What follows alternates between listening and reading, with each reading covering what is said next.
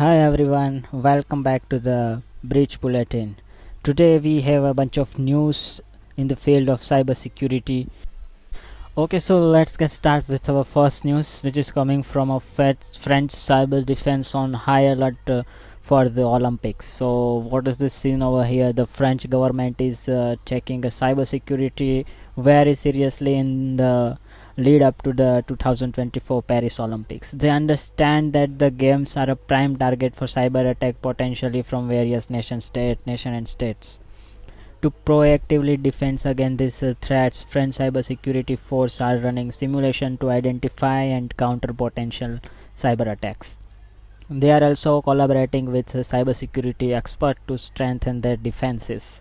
The goal is to prevent any major cyber incident that could disrupt the Olympics and cause chaos. So there are various questions like why this is matter and why cybersecurity is a matter in physical games like Olympics. So successful cyber attack on the Olympics could have a devastating impact. It could disrupt the critical infrastructure, leak sensitive information, or even cause physical harm.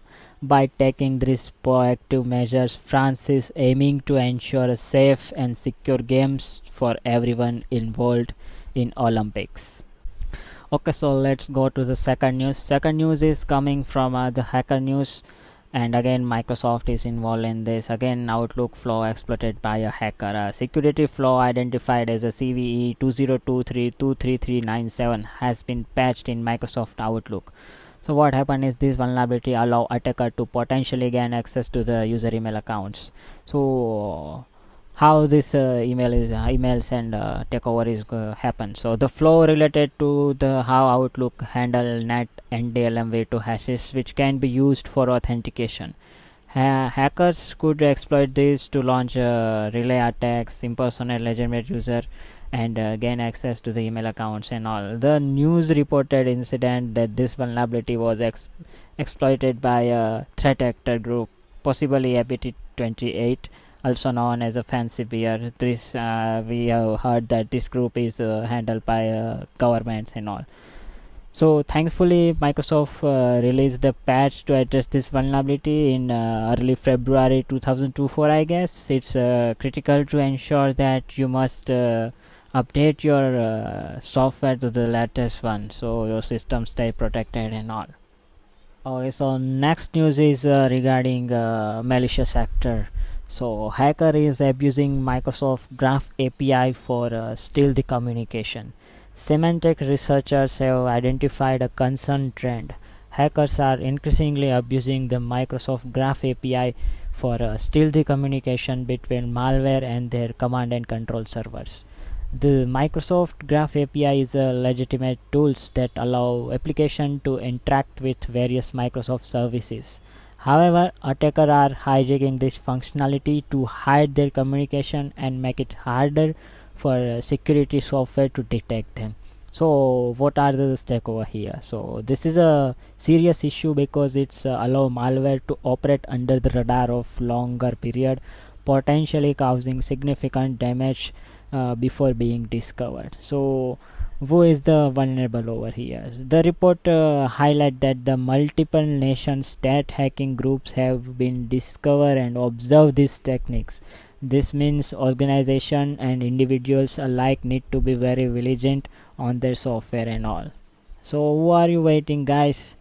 Grab your socks and identify whether you are vulnerable for this Graph API vulnerability or not. Okay, so too much about Microsoft. Next news is from Google. So Google announced a widespread adoption of a passkey. So Google revealed that over 400 million Google accounts are now utilizing a passkey, with over 1 billion authentication conducted in the past 2 years. Passkey are a new authentication method that eliminate the need for traditional password. Instead, they rely on a stronger security measures like a fingerprint, facial recognition, pins, hardware devices, etc., which is stored securely on your devices. Heather Atkins, Google's security engineering VP, emphasized the benefits. Passkeys are easier to use, anti-phishing resistant, offer 50% of a speed improvement compared to the traditional passwords and all.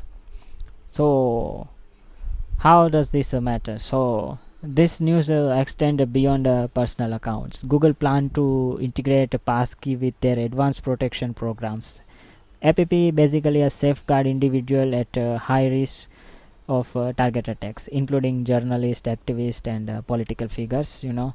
Previously, app required hardware security keys for two-factor authentication. Now users can enroll with any passkey alongside the hardware key, or even use a passkey along for more convenient and secure logins.